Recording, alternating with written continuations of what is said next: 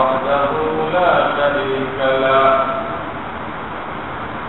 ونشهد أن سيدنا ومولانا محمدا عبده ورسوله صلى الله تعالى عليه وعلى آله وأصحابه وبارك وسلم أما بعد فأعوذ بالله من الشيطان الرجيم بسم الله الرحمن الرحيم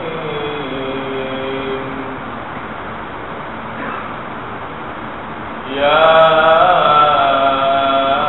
أيها الذين آمنوا كتب عليكم الصيام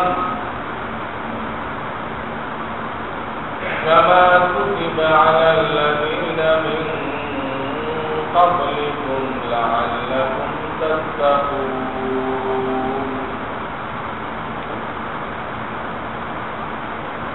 وقال رسول الله صلى الله عليه وسلم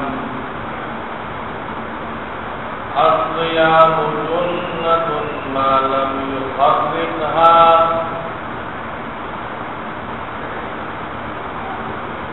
صدق الله العلي العظيم وصدق رسوله النبي الكريم ونحن على ذلك من الشاهدين والشاكرين بارك الله وإياكم بالقرآن الحكيم بزرگان محترم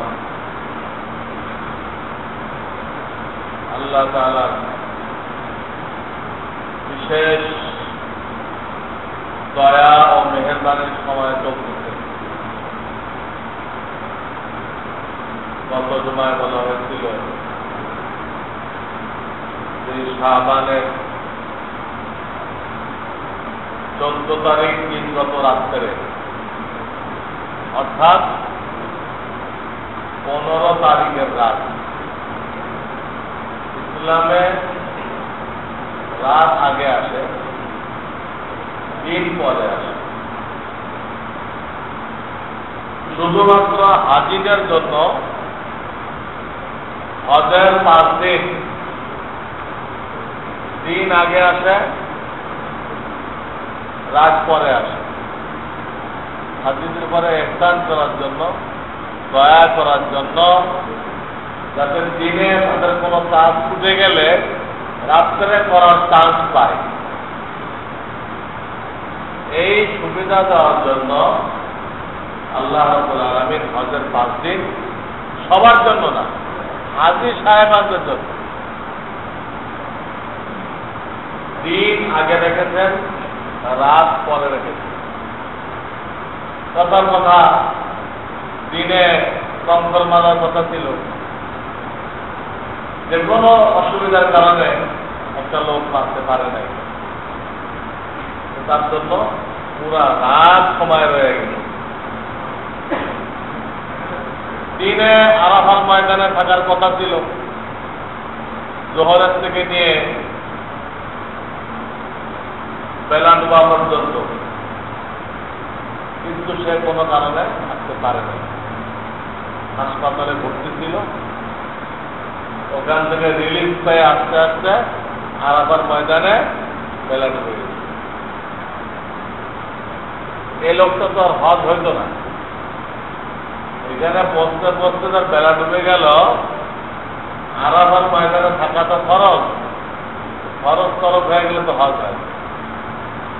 আল্লাহ রাব্বুল আলামিন দয়া করে এই সিস্টেম করার কারণে এই লোকটারও হজ হয়ে গেছে।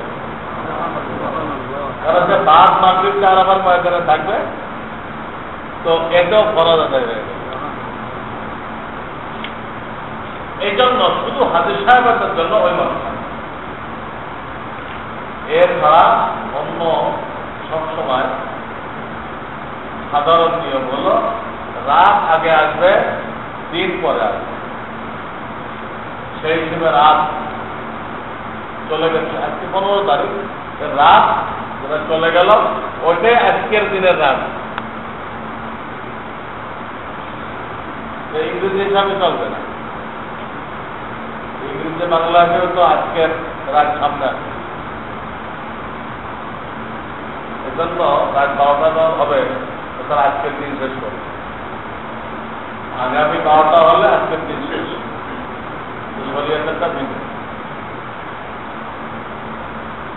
আগেই রাত, এই রাত সম্পর্কে আলহামদুলিল্লাহ গত জুমাতে আপনাদের মধ্যে জরুরি কথাগুলো আমি আল্লাহর মেহরবানিতে পেশ করেছিলাম, যে রাত্রে আল্লাহ তাআলা আমাদের দরজা খটখটান। অন্য সময় আমরা আল্লাহর দরজা খটখটাই, মানে আল্লাহর কাছে চাই, আর এই রাত্রে আল্লাহ আমাদের দরজা খটখটাইছেন, মানে আমাদেরকে ডাকছেন রহমতের ভান্ডার নিয়ে, তোমার যা লাগে নিয়ে নাও। সবের সাবেক পর্যন্ত আল্লাহ রাব্বুল আলামিন এই এলান করতে দিচ্ছে প্রথম আসমানে এসে। যারা ভাগ্যবান তারা এই রাত্রে আল্লাহ থেকে নিন।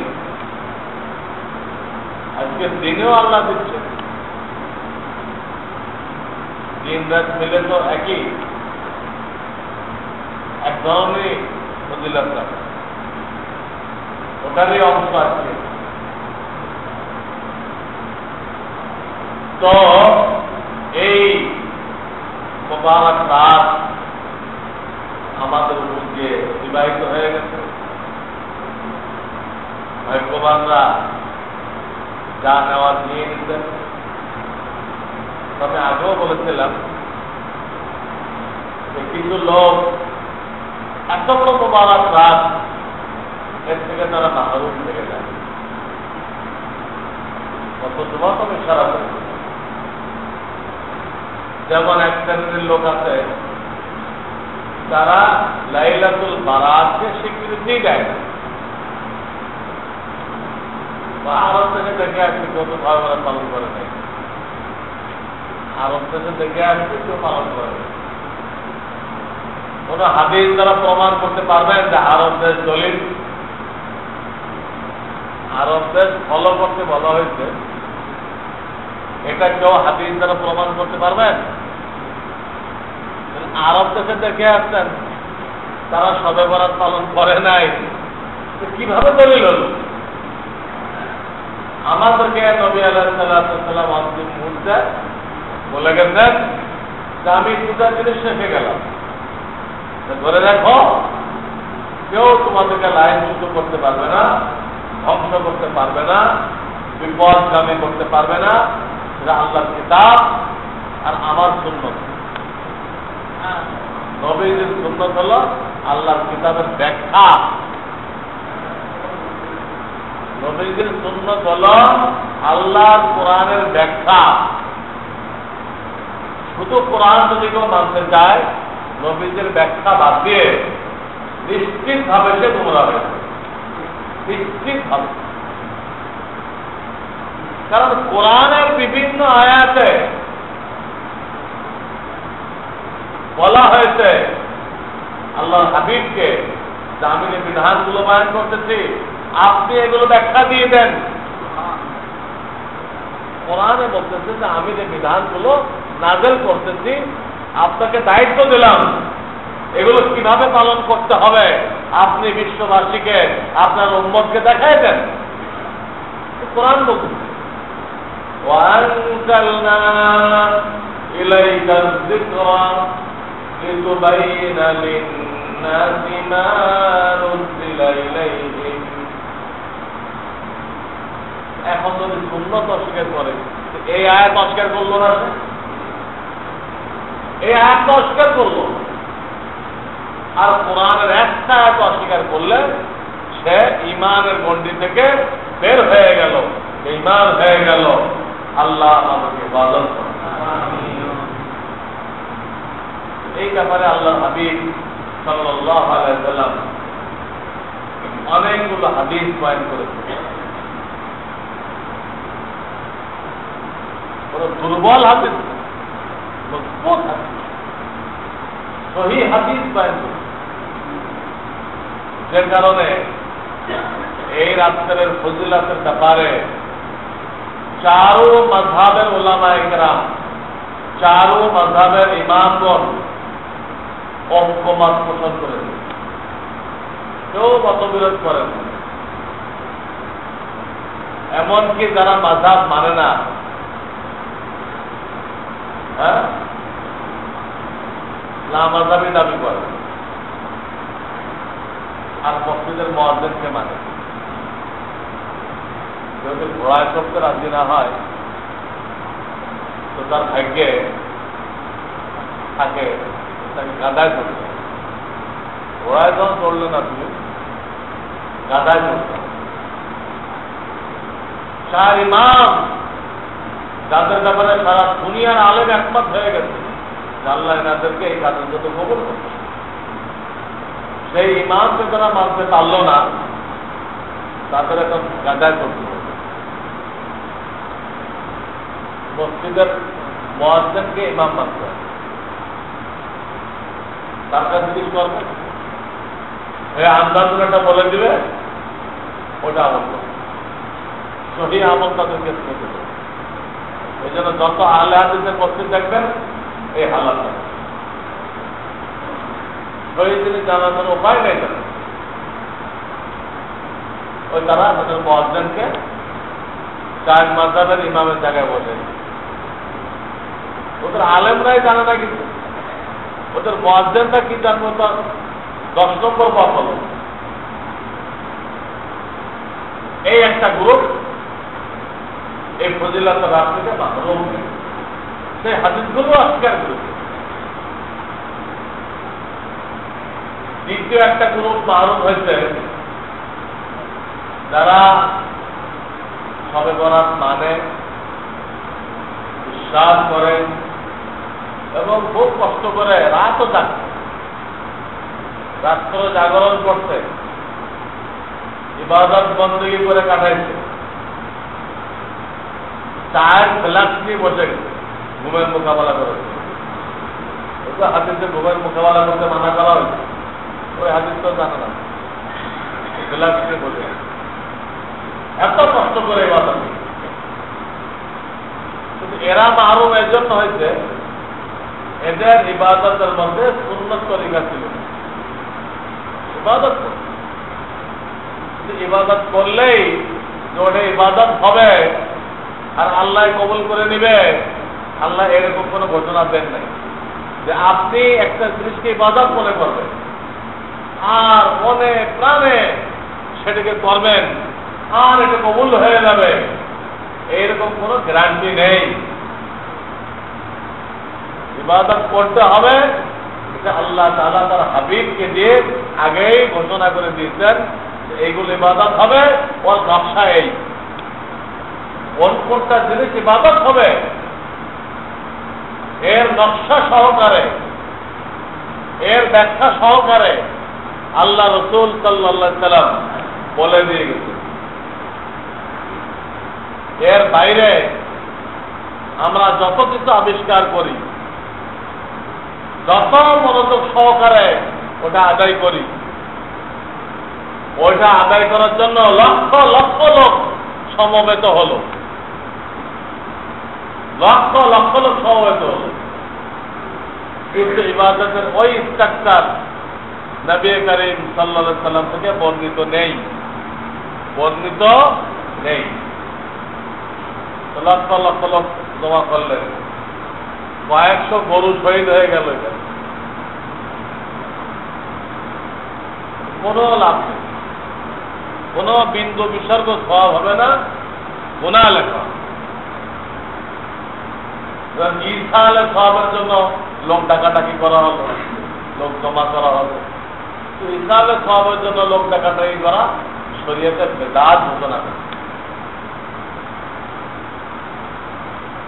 পীরের মাজারে ওরস করা, আল্লাহর হাবিব নিজের কবরে ওরস করতে মানা করে গেছে।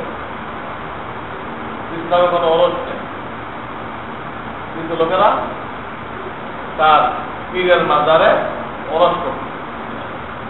খাজা মঈনুদ্দিন চিশতি রাহমাতুল্লাহ আলাইহি কাউকে বলে যায় নাই যে আমার মাজারে তোমরা ওরস করো, কাউকে বলে যায় না।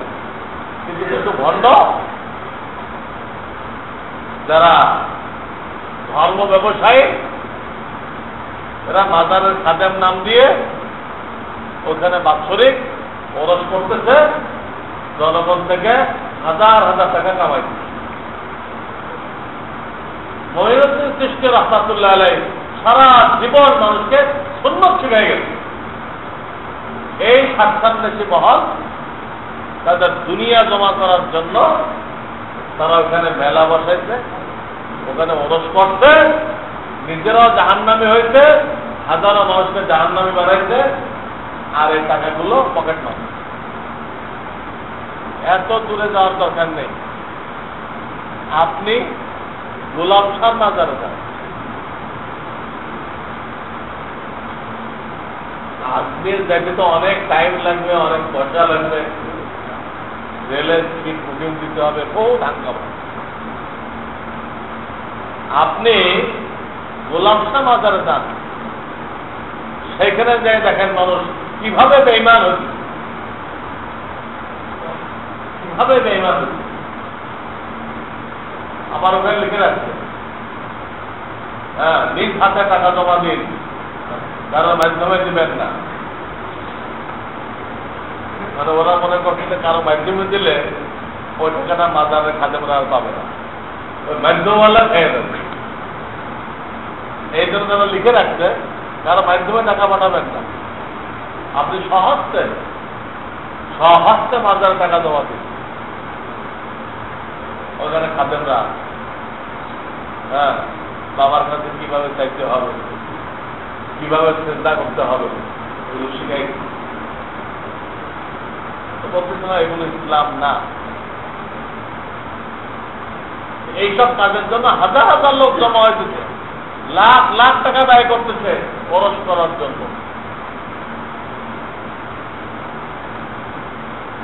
কিন্তু এক ভালো গোনা সব নেই, প্রত্যেকের আমল নামায় গুনায় কবিরা লেখা হয়েছে।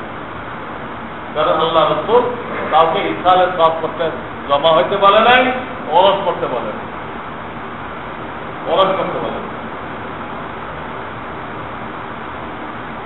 এই রাত্রে অনেক লোক ইবাদত তো ঠিকই করছে, কিন্তু ওই ইবাদতের সুন্নত না থাকায় সব হয় নাই, গুনাহ হয়েছে।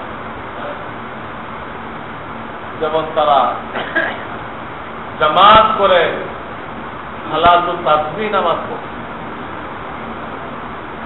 জামাত করে তারা তাহাজ্জুদের নামাজ পড়ে,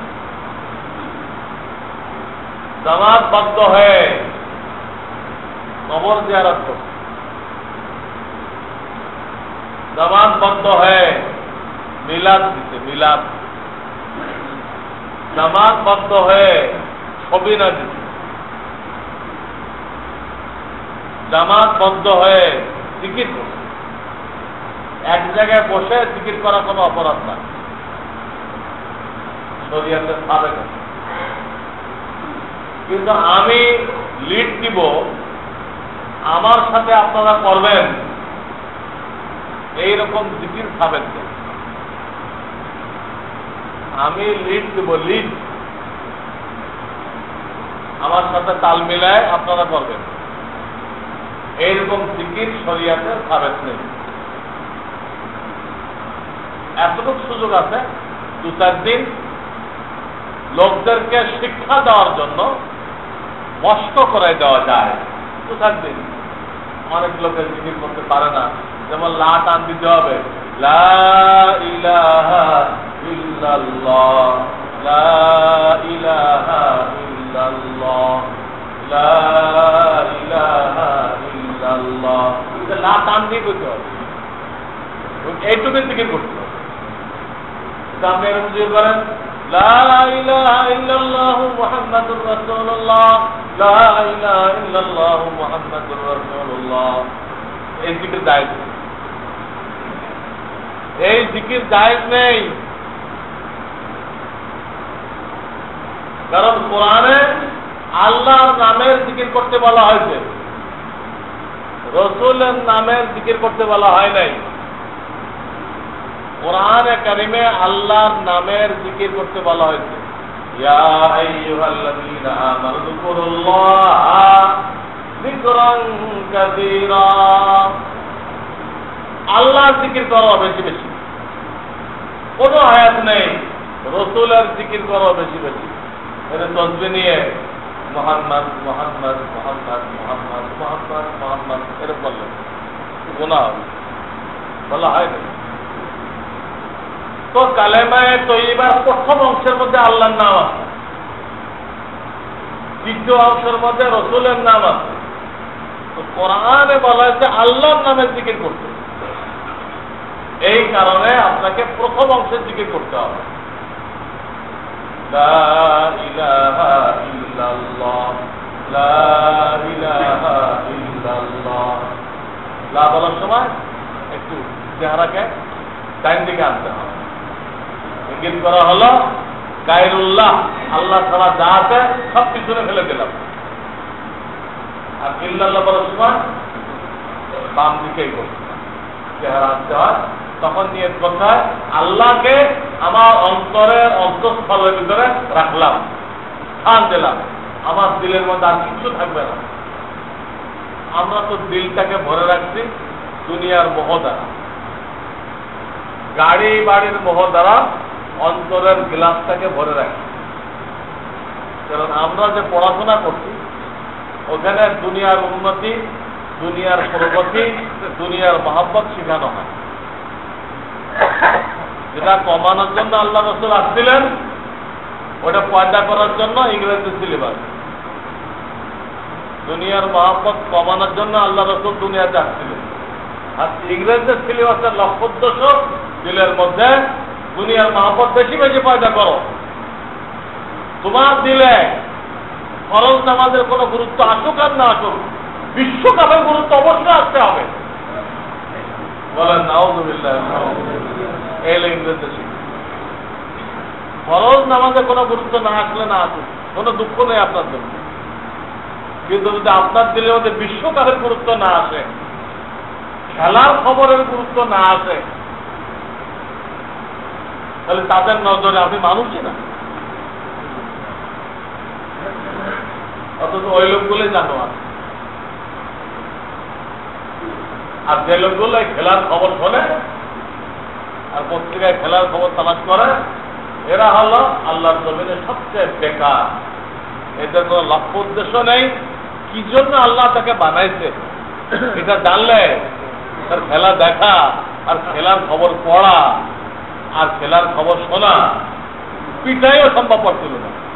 পিটাইবেন 100 দুর্রা মারবেন, যে বেটা তুই খেলার খবর দেখবি আর 100 দুর্রা, তবে 100 দুর্রা খাইতে রাজি আছে। খেলাও দেখবো না, খেলার খবরও শুনবো না। কারণ এগুলো হলো বেহুদা লোকদের কাজ। আমার তো টাইম নেই, এখন মরে গেলে কবর আমি কি জবাব দিব, আমার জবাব রেডি হয় নাই।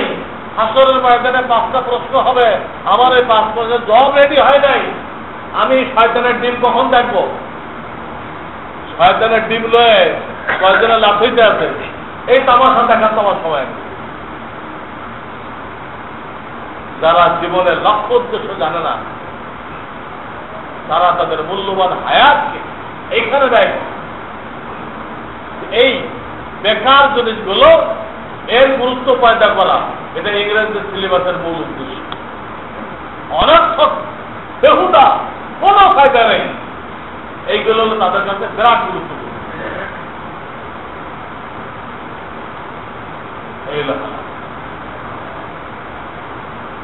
কি বলতেছিলাম? ওরা কি ছিল? জিকির শিখাইতে হবে। অনেকে জিকির করতে পারে না, লাতে টান দেয় না, লা ইলাহা ইল্লাল্লাহ এটা কইলে তো কুফরি বলে মারবে, লা ইলাহা ইল্লাল্লাহ গুনাহ। আবার পুরা কালেমা জিকির করলেন তাও কি হবে? গুনাহ। প্রথম অংশ জিকির করতে হবে। তবে মাঝে মধ্যে রসুলের নবুয়াতকে স্বীকৃতি দেওয়ার জন্য, রসুলের নবুয়াতকে স্বীকৃতি দেওয়ার জন্য মাঝে মধ্যে 15-20 বারের মাথায় দিয়ে বলবেন মুহাম্মাদুর রাসূলুল্লাহ। এটা কিন্তু জিকির না। জিকির হলে তো প্রত্যেকবার কইতে, জিকির হলে প্রত্যেকবার মুহাম্মদ রাসূলুল্লাহ কইতে। এটা হলো রসুলের নবুয়াতের স্বীকৃতি। তো বলতেছিলাম এই রাত্রে যারা সম্মিলিত জিকির করবে, একজন লিড দিচ্ছে, তার সাথে সবাই মিলে করবে। যারা তাহাজ্জুদের জামাত করবে, সালাতুত তাসবিহ জামাত করবে, মাইকে সবিনা পড়বে, প্রচলিত মিলাদ পড়বে, বাংলা গজলাল্লাহ ইয়া নবীওয়ালা মিলাদ পড়বে, এরা এই রাত্রে কষ্ট করবে। সব কিছুই হয় নাই, গুনাহ। তাদের ইবাদতের মধ্যে নবী করিম সাল্লাল্লাহু আলাইহি ওয়াসাল্লামের তরিকা না থাকার কারণে এটা গুনাহ। রাতও জাগলো, গুনাহ কামাই। এই জন্য এলেম ফরজ করা হয়েছে। এলেমকে ফরজ করা হয়েছে কেন? যদি আপনার কাছে সহি এলেম থাকে, আপনি অল্প ইবাদত করবেন, ওটা দিয়ে বেড়া পার, কামিয়াব। অল্প কাজ করবেন, পার হয়ে যাবে। আর যদি আপনি দিনের ব্যাপারে মূর্খ থেকে যান, অনেক করবেন, ওগুলো দিয়ে আখিরাতের কোনো কাজ হবে না। ওই ইবাদতগুলো আপনার জাহান্নামের আযাবকে ডবল করবে, বেহেশতে যাওয়ার ব্যাপারে কোনো ফায়দা দিবে না, আযাবকে দ্বিগুণ করার ব্যাপারে ফায়দা দিবে। আযাবকে ডবল করার ব্যাপারে কি করবে? ফায়দা দিবে। এই ইবাদতগুলো করলো তো বেদাত হয়েছে। কি হয়েছে? বেদাত। আর বেদাত অন্য 10টা গুনাহ থেকে বেশি গুনাহ। বেদাত অন্য 10টা গুনাহ থেকে বেশি গুনাহ। অন্য গুনাহগুলোকে মানুষ গুনাহ মনে করে করে। মদ খাইতেছে তো অন্যায়কারী মনে করে মদ খাইতেছে, যে সুদ খাইতেছে অন্যায়কারী মনে করে সুদ খাইতেছে, নালে ভেজাল দিচ্ছে, সে নিজেকে কেউ বলুক না বলুক, সে মনে মনে নিজেকে অন্যায়কারী মনে করে আমি একজন শয়তান। তার নফস সেটা সাক্ষী দেয়। তারপরে পয়সার লোভে করে। ওই যে বললাম দিলটা পয়সার লোভে ভরা। আপনাদের তালিম দিচ্ছি, ওই তালিমে দিলটা কি দিয়ে ভরে দেয়? পয়সার লোভে ভরে দেয়, দুনিয়ার চাকচিক্য দিয়ে ভরে দেয়।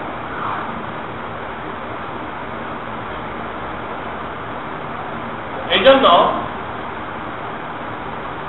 দিলকে আল্লাহর মহব্বতে করতে হবে। এইখান থেকে কথাটা বলতেছিলাম, লা ইলাহা বলার সময় চেহারা ডান দিকে আনবো কেন? পিছনে সব ফেলে দিলাম, আল্লাহ তোলা সব ফেলে দিলাম। আর বাম দিকে আনার সময় কি নিয়ত করবো? আল্লাহকে রাখি। আর এখানে দুনিয়ার মহব্বত ভরছিলাম, সব কি বললাম? বের করে ফেললাম। লা ইলাহা ইল্লাল্লাহ, লা ইলাহা ইল্লাল্লাহ, লা ইলাহা ইল্লাল্লাহ। ইল্লাল্লাহ বলার সময় আল্লাহকে রাখতে হবে, আর সব নিয়ত করতে ফেলে দিলাম। না বুঝে ইংরেজি পড়ছিলাম, দুনিয়ার চাকচিক্যর মোহ হাসিল করছিলাম, সব বের করে ফেললাম।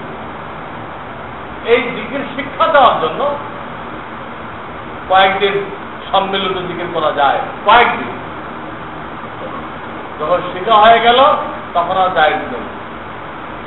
তখন একসাথে বসেন আপনি, কিন্তু যাত্রা শেখর, যাত্রা শেখর, এক জায়গায় বসেন, যাত্রা শেখর। এগুলো শরিয়া, এটা তো শরিয়া। কারণ জিকিরটা হলো একাকী ইবাদত। শরিয়াতে যেটাকে একাকী ইবাদত ঘোষণা করছে, ওইটাকে যদি সম্মিলিত করার রূপ দেন শরীয়ত থাকলো না, আপনার মন করা হয়ে গেল। শরীয়ত যেটাকে একাকী করতে বলছে, আপনি রূপ দিলেন সম্মিলিত করার, শরীয়তকে পাল্টাই দিলেন, এর নাম বেদাত। শরীয়তের রূপরেখা চেঞ্জ করে দেওয়া বেদাত। এবং এই গুনাহ থেকে তওবা কঠিন, কারণ সেটাকে গুনাহ মনে করতেছে না, এজন্য তওবা করে না। 2 নম্বর, সে নিজেকে খোদার আসনে বসাইছে। 1 নম্বর তওবা করে না কেন? সে এটাকে গুনাহ মনে করতেছে না, ওরসকে গুনাহ মনে করতেছে না, লিড দিয়ে জিকিরকে গুনাহ মনে করতেছে না। অথচ এইভাবে করা যাবে না। ইশরাকের নামাজ একা পড়তে হবে, ইশরাকের নামাজ একা পড়তে হবে, কবলাল জুমা একা পড়তে হবে। আমরা একটু বড় 4 রাকাত সুন্নাত পড়বো না? শরীয়তে কি জামাতকে পড়তে পেয়েছে? একা পড়তে হবে। যদি জামাতকে পড়া হয় সব হবে না, গুনাহ হবে, গুনাহ হবে। বেদাত কাজ করে। কেন বেদাত? যারা এটা করে তারা গুনাহ মনে করে না, তো তওবা করে না। 2 নম্বর, তারা নিজেকে খোদার আসনে বসায়। কেমনে খোদার আসনে বসাইল? যে এই জিনিসটা শরীয়তে বলার দরকার ছিল, ওরসটা শরীয়তে বলার দরকার ছিল, কিন্তু যে কোনো কারণে আল্লাহর খেয়াল থাকে নাই, তো এটা কোরআনে বলতে পারে নাই। আমি বলে এটাকে মনে করাই দিই, মানে আল্লাহকে মনে করাই দিল। বিধান দেওয়া আল্লাহর কাজ, কোন মানুষ বিধান দিতে পারে না, আল্লাহ রসুল বিধান দিতে পারে না। রসুল তো বয়ান করে, তারও কোনো ইবাদত নিজের পক্ষ থেকে দেওয়ার কোনো অধিকার নেই। সেইখানে যারা বেদাত করে, তারা নিজের পক্ষ থেকে বিধান তৈরি করতেছে, তো আল্লাহর চেয়ারে নিজে বসে পড়লো। ইবাদত তৈরি করা মানে আল্লাহর চেয়ারে বসা। নাউযুবিল্লাহ মিন যালিক। এরা আল্লাহ তাআলা কিভাবে শাস্তি দিবেন? যে বেটা তুই ছিলি মখলুক, তুই খালেক হয়েছিলি কেন? তুই বিধান পালন করবি, তুই বিধান দাতা হয়েছিলি কেন? জব দেওয়া হচ্ছে। এই জন্য এলেম জরুরি। এলেম থাকলে অল্প আমল যথেষ্ট, এলেম না থাকলে হাজারো আমল করবেন, সব অনর্থক, আরো গুনাহে যাওয়ার কারণ হবে। এই জন্য আমি ওলামাদের মজলিসে বলে থাকি, ভাই আপনারা অন্য ওয়াজ বন্ধ করেন। কিস্সা কাহিনী, বিলকিসের কিস্সা অনেক হয়ে গেছে। এখন মুস্তালিমদেরকে ফরজ এলেমটুক শিখাই দেন। 5টা বিষয়ের এলেম অর্জন করা যায় ফরজ, এইটুক শিখাই দেন। পাবলিকের মাদ্রাসা মসজিদ, পাবলিক 16 বছর টাইম বের করে মাদ্রাসায় ভর্তি হয়ে এলেম লিখতে পারবে না। তাদের মাদ্রাসা মসজিদ, তাদের মাদ্রাসা তবলিগ জামাত, তাদের মাদ্রাসা খানকা, তাদের মাদ্রাসা দাওয়াতুল হক। আবার মাদ্রাসায় চান্দ্র মাসের 3য় শুক্রবার এরকম দিনই মজলিস হয়, বহুত লোকজন আসে। এটা আজকে শুক্রবার ছিল, তো লোকেরা ইবাদত বন্দী করে ক্লান্ত হয়ে গেছে, এই কথা মনে করে এই মাসেরটা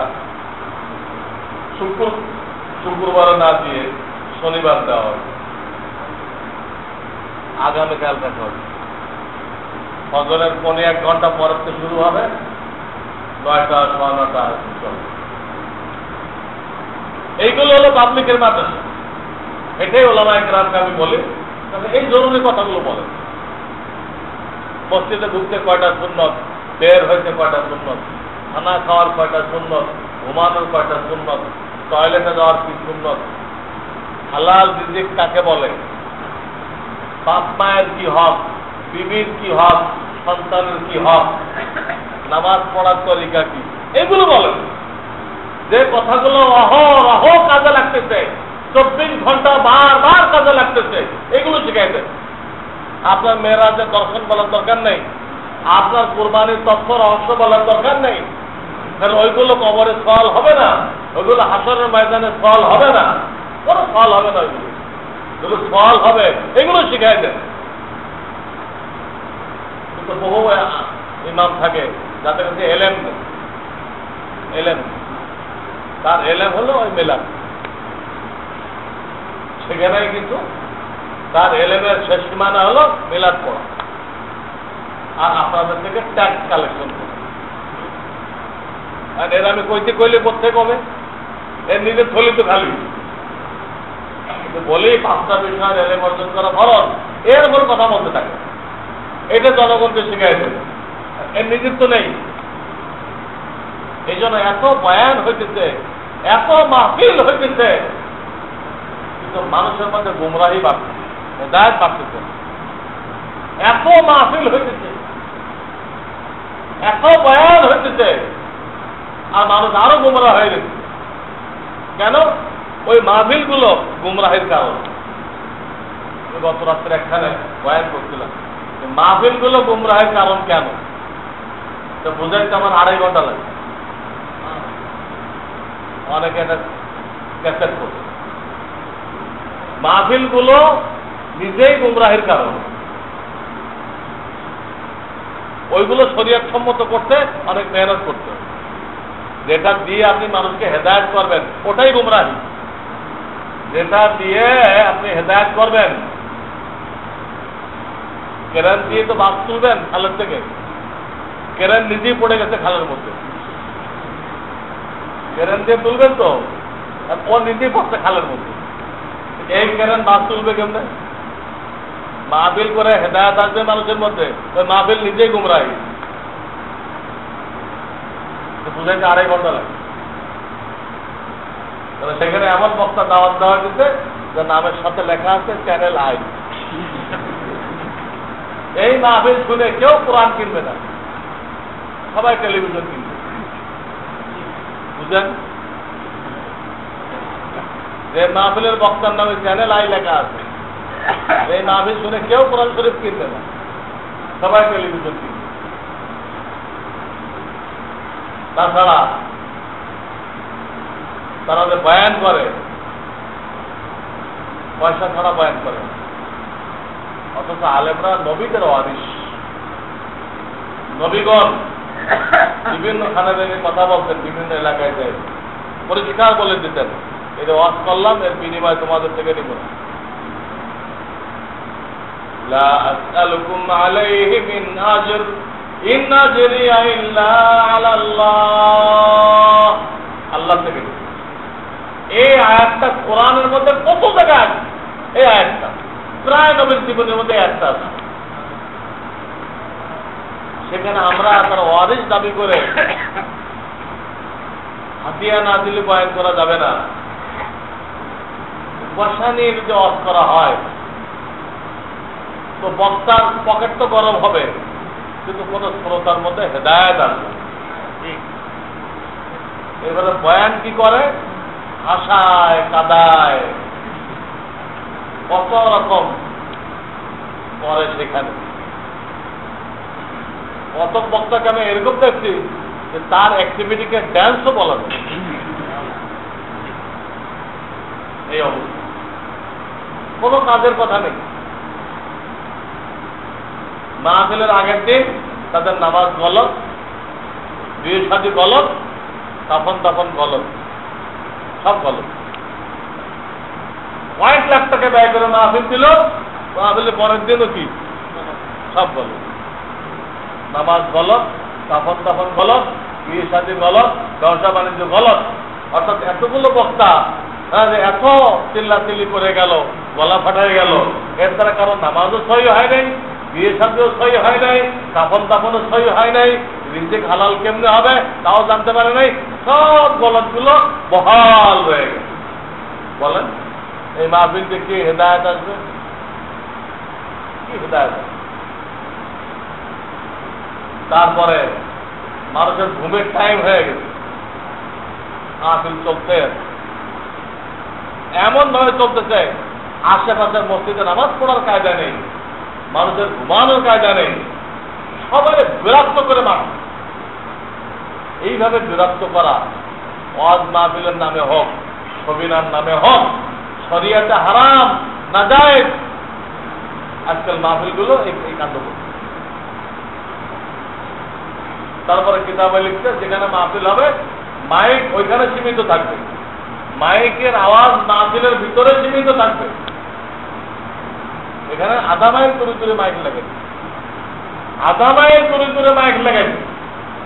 আরে কেন মাইক দিয়েছেন সেখানে?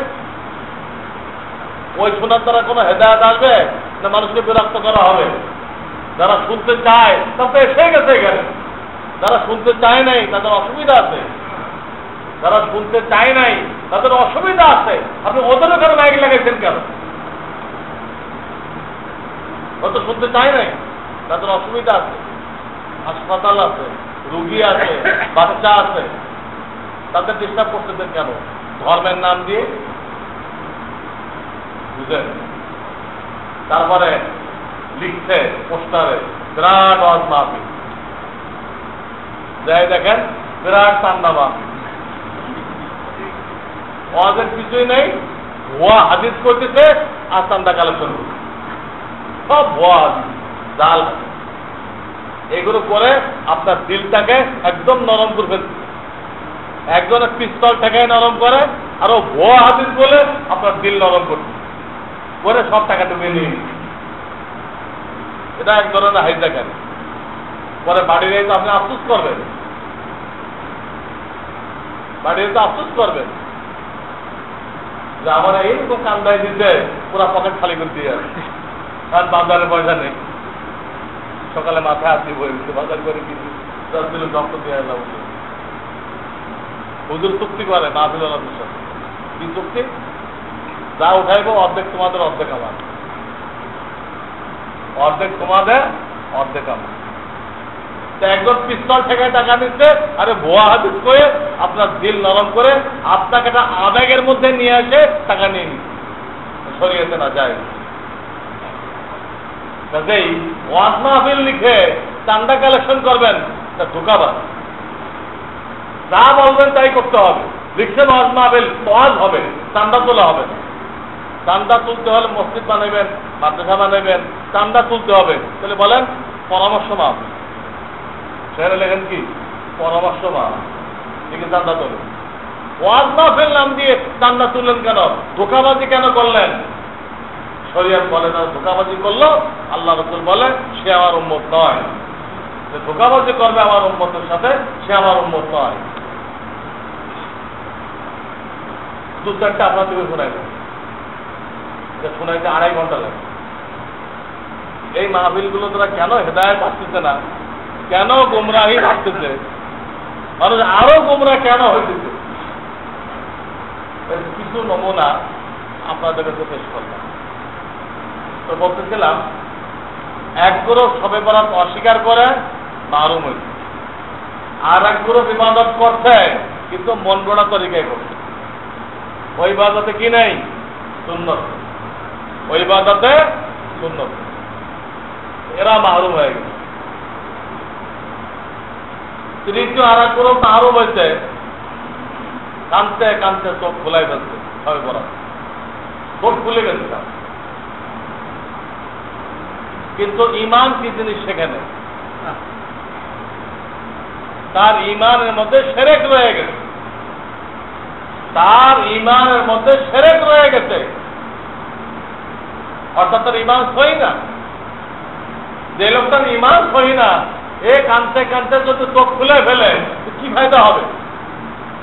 চোখ বেরোয় গেলে কি লাভ হবে? ইমান তো নেই, ইমান তো শেখে নেই। ইমান যে শিখতে হবে এটা আজকে মুসলমানরা জানে না। আজকে দুনিয়ার মুসলমানরা ইল্লা মাশা আল্লাহ কিছু লোক তো বাদ আছে, তারা জানে। আল্লাহ তাদেরকে ইমানের জন্য মেহনত করার তৌফিক দান করে। কিন্তু ম্যাক্সিমাম লোক ইমান কাকে বলে, ইমান কিভাবে অর্জন করতে হবে এটা জানেই না। তারা ধারণা করছে আমি একজন মুসলমানের ঘরে জন্ম নিচ্ছি, আমি একজন মুসলমান, আমি একজন মুমিনের ঘরে জন্ম নিচ্ছি, আমি মুমিন বান্দা, আর কি। অথচ 35 সূত্রে মুমিন হওয়া যায় না, মুসলমান হওয়া যায় না। আমি বারবার বলেছি যে 35 সূত্রে কি কেউ ডাক্তার হয়েছে? না, পড়াশোনা করবে না, তাহলে ডাক্তারের ঘরে জন্ম নিচ্ছি। 35 সূত্রে মুফতি হওয়া যায়? 35 সূত্রে মুহাদ্দিস হওয়া যায়? ইঞ্জিনিয়ার হওয়া যায়? অর্থনীতিবিদ হওয়া যায়? ইঞ্জিনিয়ার আর ডাক্তার আর মুফতি এগুলো থেকে কোটি কোটি গুণ বেশি দামি কোনটা? ঈমান। মামুলি গুলো পৈতৃক সূত্রে হয় না, সবচেয়ে দামিটা পৈতৃক সূত্রে কিভাবে হবে? বাপের ঈমানের জন্য বাপকে মেহনত করতে হবে, ছেলের ঈমানের জন্য ছেলেকে মেহনত করতে হবে, তার ঈমানের জন্য তাকে মেহনত করতে হবে। একজনের ঈমানের দ্বারা আরেকজনের কোনো ফায়দা হবে না, একজনের মেহনতের দ্বারা আরেকজনের ফায়দা হবে না। আপনি কাঁদতে কাঁদতে চোখ খুলে ফেললেন, আপনার ঈমানের খবর নেই, আপনার ঈমানের মধ্যে শিরক মিলানো, আপনার এই কান্নাকাটি, এই ইবাদত বন্দেগী, এই রোনাজারি সব বরবাদ হয়ে গেল। পরিষ্কার হাদিস যে এই রাত্রে আল্লাহ তাআলা সাধারণ ক্ষমা ঘোষণা করেন, তবে তার ঈমানের মধ্যে শিরক আছে তাকে ক্ষমা করেন। যে বাপ মাকে কষ্ট দিচ্ছে, মদ পান করে, টাকনোর নিচে কাপড় পরে, এদেরকে আল্লাহ ক্ষমা করেন। এই জন্য আমাদেরকে কিতাবুল ঈমানের তালিম করতে হবে, মসজিদে মসজিদে, ঘরে ঘরে। কিতাবুল ঈমান বাংলাতে লেখা হয়েছে, এইটা মসজিদে মসজিদে, ঘরে ঘরে যদি তালিম করা হয়, তাহলে ঈমান কি জিনিস, সহিহ ঈমান কাকে বলে তা আপনি বুঝতে পারবেন। আর যদি কিছুদিন দাওয়াত ও তাবলীগের সময় লাগাতে পারেন, আল্লাহ আপনার ঈমানকে পাহাড়ের মতো মজবুত করে দেবে। দুনিয়া টলবে, আপনার ঈমান কোনো বিপদে টলবে না, ঈমান নষ্ট হবে না। এইরকম ঈমান কাম্য, কারণ ইবলিসের পক্ষ থেকে সর্বক্ষণ হামলা হয়, আখেরি হামলা হয় মৃত্যুর আগে। ইবলিসের পক্ষ থেকে ঈমানকে ছিনায় নেওয়ার জন্য হামলা চলতে থাকে, সর্বশেষ হামলা হয় মৃত্যুর আগে। ঈমানকে মজবুত করতে না পারলে কোনো না কোনো হামলায় তার ঈমান নষ্ট হয়ে যাওয়ার সম্ভাবনা থাকে, তখন তার 16 আনা মৃত্যু। কারণ ঈমান যদি আল্লাহর দরবারে টিকে যায়, কোন আমল থাকুক আর না থাকুক, এই লোকটা বেঁচে যাবে। নামাজ রোজা কিচ্ছু নেই, কিচ্ছু নেই, ঈমান আছে, বিশ্বাস তো সহি, বিশ্বাস সঠিক। একে নামাজ রোজা করুন, আল্লাহ শাস্তি দিতে পারে, আল্লাহ মাফও করতে পারে, এটা আল্লাহর ইচ্ছা। কিন্তু ঈমান যেহেতু আছে, জাহান্নামে গেলে অস্থায়ী যাবে, জাহান্নামে গেলে অস্থায়ী যাবে, সে অবশ্যই জান্নাতে যাবে, আল্লাহ না করুক। কারণ ঈমান যদি আল্লাহর দরবারে না টিকে, ঈমান যদি আল্লাহর দরবারে গ্রহণযোগ্য না হয়, কারণ ঈমানের মধ্যে যদি শিরক থাকে, তো আল্লাহ কোরআনে ঘোষণা করে দিতেন, ওই ঈমান আমার দরবারে কখনো গ্রহণযোগ্য হবে না। ইন্নাল্লাহ লা ইয়াগফিরু আন ইউশরাকা বিহি শাইআ। ইউশরাকা, এই ইশরাক অর্থ শিরক। শিরক থাকলে এটা কবুল হবে, ওই ঈমান কবুল হবে। আর ঈমান যদি কবুল না হয়, ঈমান যদি কবুল না হয়, আপনি যত নামাজি হয়ে থাকেন, যত রোজাদার হয়ে থাকেন, যত হজ করে থাকেন, যত কোটি টাকা দান করে থাকেন, সব মাটি, সব বেকার, সব পানি হয়ে গেছে। ঈমান যদি না থাকে, ইবাদত বরবাদ, কোন ইবাদত কোন কাজে আসবে না।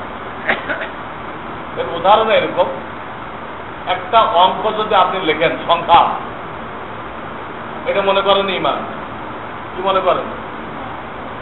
এবারে ডাইন পাশে শূন্য বসাইতে থাকেন, তাহলে ওই সংখ্যার মান বাড়বে না?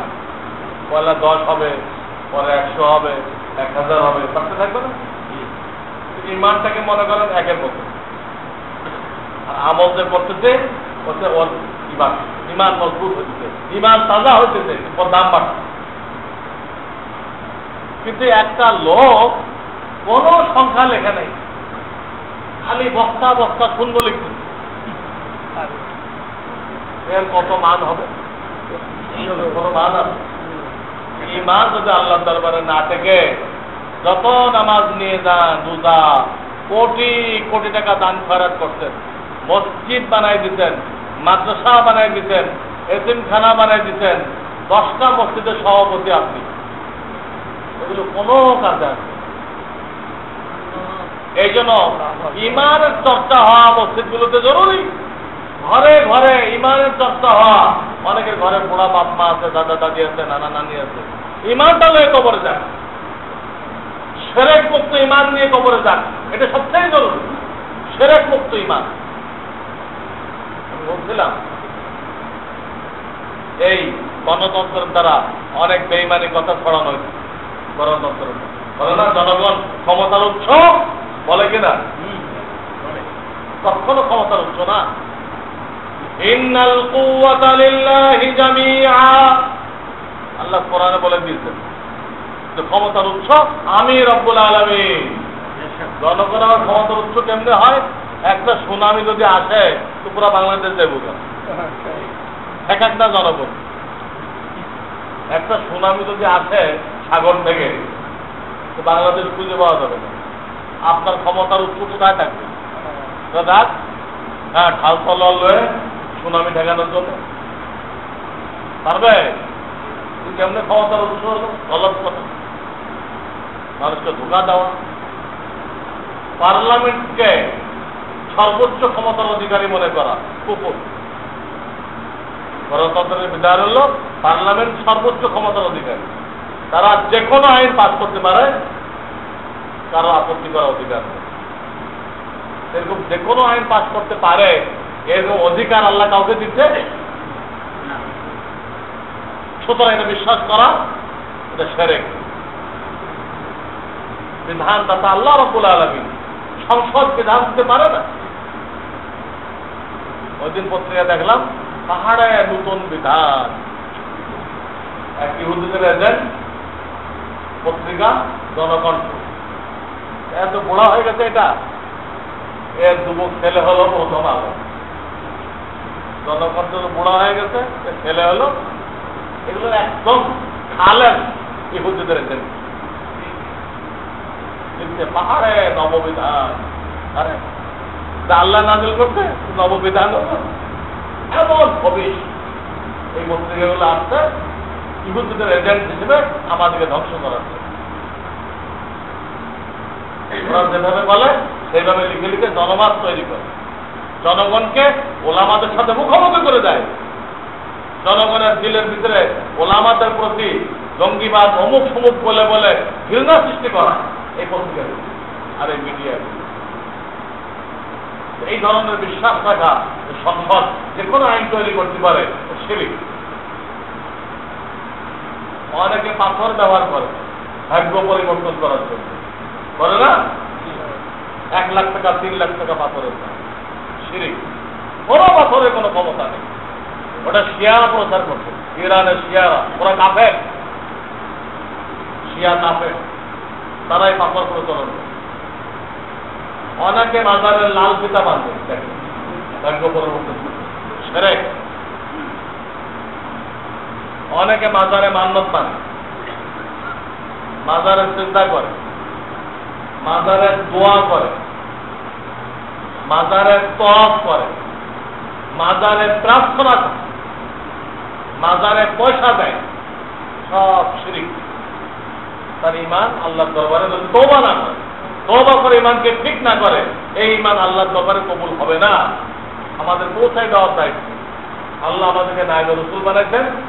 সহি ইমান কাকে বলে, গলত ইমান কাকে বলে, জনগণকে বোঝানোর জন্য, যাতে হাসরের ময়দানে তারা বলতে না পারে আল্লাহ এটা তো শিরক হয়, এটা তো কোনো আলেম বলে নাই। আমরা তো মূর্খ মানুষ ছিলাম, শরিয়াত পড়ি নাই, কিন্তু কোনো আলেম তো বলে নেই। এই কথা যাতে পাবলিক বলতে না পারে, এই জন্য আল্লাহ তাআলা হার জামানায় নায়েবে রাসূল তৈরি করতেন। আর কিছু কিছু ইমান নষ্ট হয়, সব তুলে ধরতেন। পীরের পায়ে সেজদা করা, পীরের পায়ে সেজদা করা, পীরকে গায়েব জাননেওয়ালা মনে করা। আমার পীর গায়েব জানে, আমার এখানে কোনো বিপদ হয়, আমার পীর ওখানে বসে জানতেছে, তাই না আমাকে বিপদ থেকে উদ্ধার করবে, এরকম বিশ্বাস রাখা শিরক। এসব আল্লাহর কাজ, আপনার পীরের কাজ নাই। আপনার ইমান বাতিল বাতিল।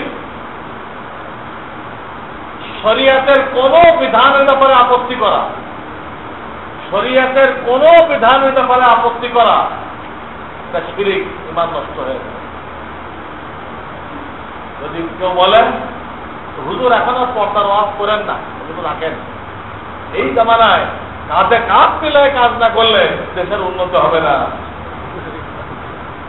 কাঁধে কাঁধ মিলে দেবে, আরো তো কত কিছু মিলবে, তখন যে গজব নাজেল হবে, তখন কি হবে?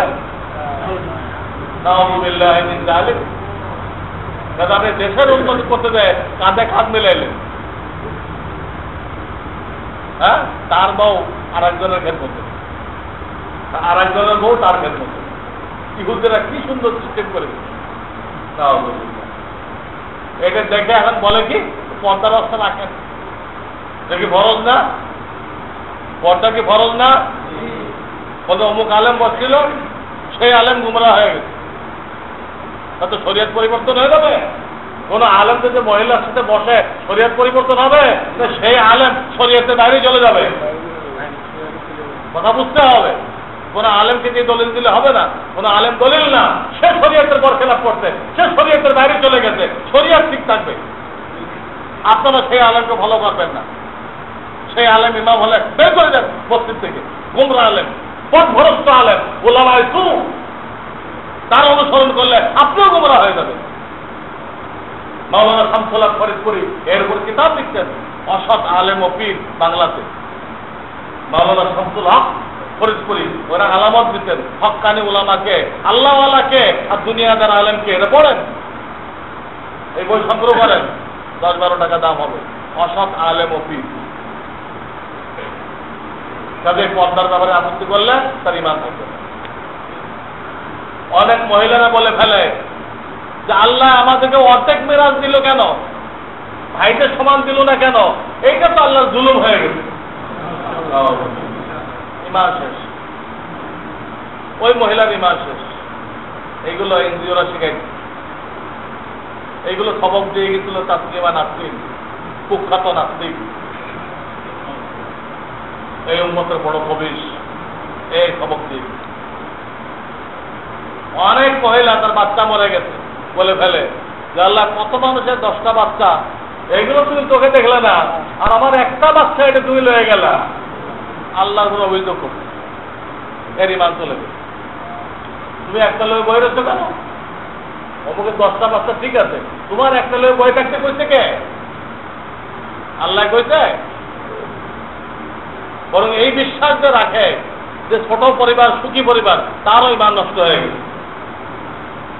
রিজিকের মালিককে, তাহলে পরিবার ছোট হলে সুখী হবে কেমনি বুঝলেন?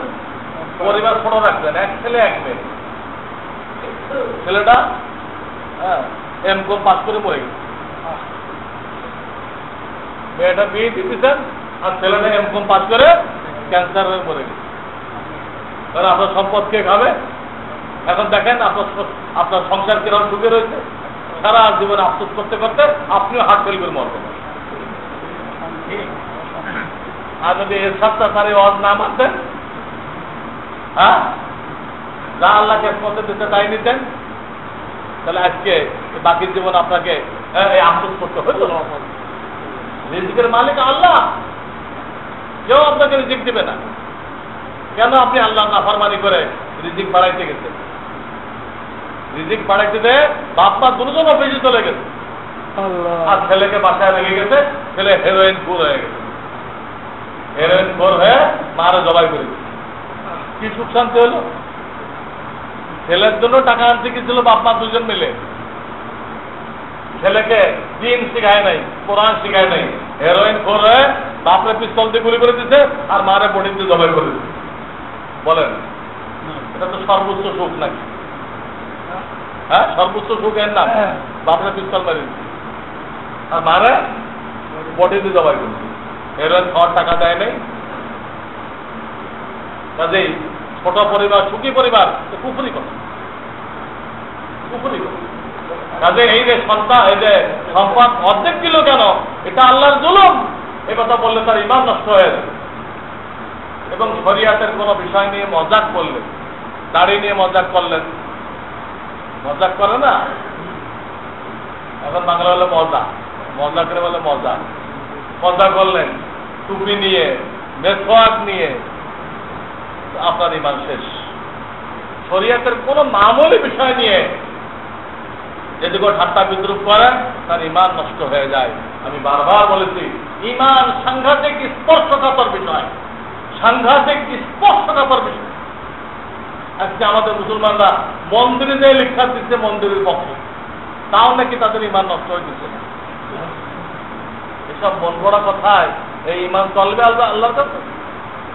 এই রাত্রে আপনি কাইন্ডে চোখ খুলে ফেললেন, আপনার ইমান নেই, আপনার ইমানের মধ্যে শিরক, এই চোখ খুলাইলে কি ফায়দা হবে? এই জন্য আমার অনুরোধ, আপনারা সবচেয়ে জোর দেন ইমান সহি করার জন্য। সবচেয়ে জোর কিছুর উপরে? সহি ইমান লাগবে, শিরক মুক্ত ইমান হাসিল করতে হবে আমাকে। আর রমজান আসতেছে, রমজানের মূল শিক্ষাই এইটা যে তুমি গুনাহমুক্ত ভাবে রমজান পালন করো, তুমি আল্লাহর ওলি হয়ে যাবে। গুনাহমুক্ত ভাবে তুমি রমজানগুলো পালন করো, এমন হাফেজের পিছনে তারাবি পড়াও যাকে কালেকশন করে বিনিময় দেওয়া লাগবে না, তারাবিগুলো যাতে কবুল আল্লাহর ওলি হয়ে গেছে। আল্লাহ তাআলা আমাদের সকলকে আমল করার তৌফিক দান করেন। একটা আবেদন, দোয়ার আবেদন আপনাদের কাছে। আমি আপনাদের দোয়ায় উমরা সফরের জন্য যেতে, এই আগস্টের 13 তারিখ ইনশাআল্লাহ আমার সফর শুরু হবে।